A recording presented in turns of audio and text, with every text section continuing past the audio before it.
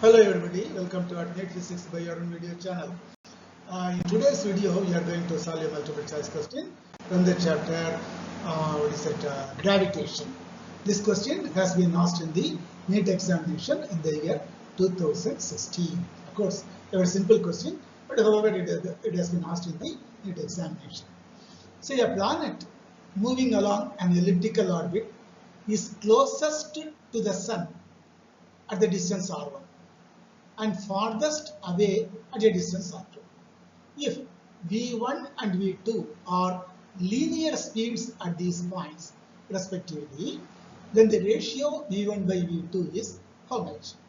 r2 by r1, r2 by r1 the whole square, r1 by r2 and r1 by r2 the whole square. So these are the options.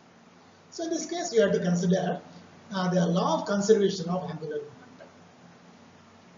What does it mean by law of conservation of angular momentum? L1 is equal to L2.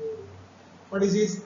Angular momentum when it is at the closest point is L1 and angular momentum at the farthest point is L2, and these L1 and L2 are equal.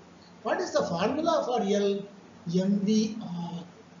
M is the mass, v is the linear speed, and r is the distance between the planet and the Sun. Okay, that's all. So it means what? For L1 we write m v1r1 because mass of the planet is a constant in both the cases, and is equal to m into v2r2. M v1r1 is equal to m v2r2. This is L2. Okay, L1 is equal to L2, so m v1r1 is equal to m v2r2. M gets cancelled as it is present in the both LHS and RHS. Okay, so v1r1 is equal to v2r2. You put v2 to the you bring v2 to the left hand side and bring r1 to the right hand side. Then you will get v1 by v2 is equal to r2 by v1.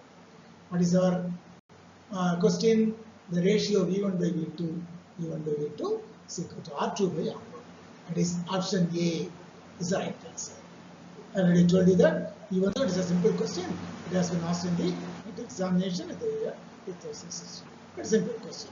Anyway, we will see one more question from this chapter, gravitation, in our next video. Till then, thank you one and all. Okay.